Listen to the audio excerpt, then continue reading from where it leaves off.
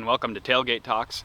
I'm Beckman, Nebraska Extension Beef Systems Educator in Cedar County, and today we're going to talk just a little bit about fall pasture management. You know, in Nebraska, we're really fortunate to have both warm and cool season species that we get to deal with from a grazing perspective, and they offer us both different opportunities at different times of the year.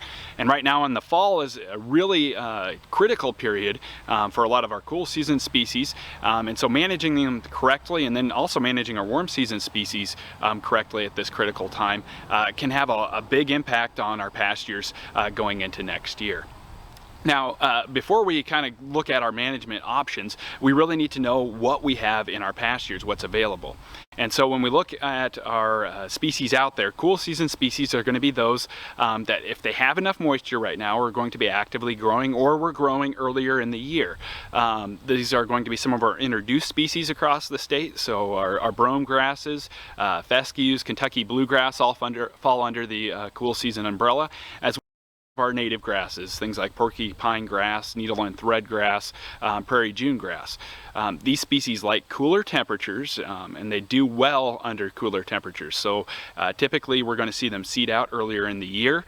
Usually by mid-June they've already produced a seed head, and then they're going to slump in their growth during the summer months when it gets a little bit warmer. This is in contrast to our warm season species. A lot of our high producing native grasses are considered warm season species. They do better under those high temperatures in the middle of the summer, and so these plants are going to start their growth later in the year. They're going to seed out, just probably establishing seed heads, you know, in the late summer here into early fall. You know, things like big blue stem, prairie sandreed, little blue stem. A lot of our warm season native grasses are grasses that are really prolific and productive in pastures across the state that are of, you know, native species dominated. And so when we look at these two species, there's an opportunity here because our cool season grasses right now, if they've again have enough moisture, are usually experiencing a flush of fall growth. Now this is really great growth, and it's something that we can capitalize on with our livestock, and we need to, you know, do that especially right now when we've had a lot of dry conditions across the state. But we need to do so carefully. The reason for this is because while that new growth is really great and it's really high quality, it's really lush, it's also the plant capturing as much sunlight, as much, you know, carbon dioxide as it can right now, and storing it in those roots in order to prepare it for winter, for dormancy when that plant can't actively grow. And if we graze it too hard right now, while that plant's actively growing and actively storing carbohydrates for the winter, we're really going to put it into a disadvantage when it comes next year. That plant's going to be stressed going into the winter. It's going to be slower in initiating growth next year, and so this is going to probably reduce our overall yield next year, our overall production, and might actually open up the door for some introduced species, invasive species, some of our weeds and things like that, to establish themselves. So we need to be careful utilizing that cool season growth right now. It's a really great opportunity. It's really high quality. We just don't want to overdo it. Now we can contrast that with our warm season species, which are actually, you know, pretty much done with their growth for the year. They've wrapped up most of it, and while they might be storing some carbohydrates as well, we can graze those a little bit more intensely right now because A, they've got a little bit more biomass produced, and B, they're not actively growing. They've already stored a majority of the energy reserves that they need to make it through, you know, next year and initiate their growth next summer.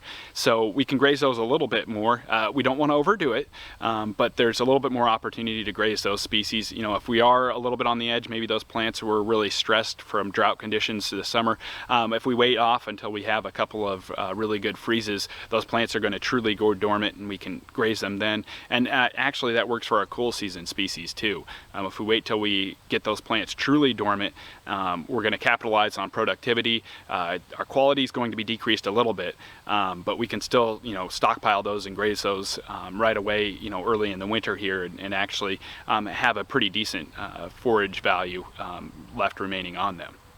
Now, when we look at pastures where we have a mixture of cool and warm season species together, we might have an opportunity to do some management due to this difference in growth and time periods.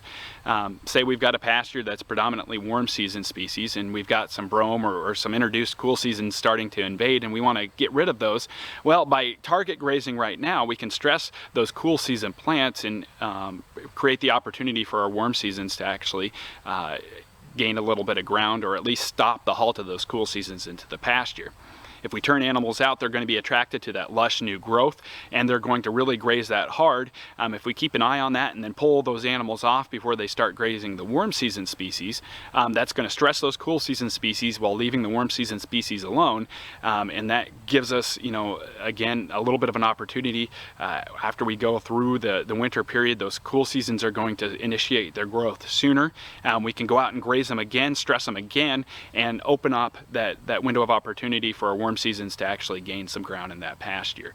So that's something to take into consideration, and to just kind of keep an eye on. If we have some cool seasons that we want to push out, and we've got some growth on them right now, some targeted grazing can really do us some good and be a really unique opportunity for us to take advantage of right now.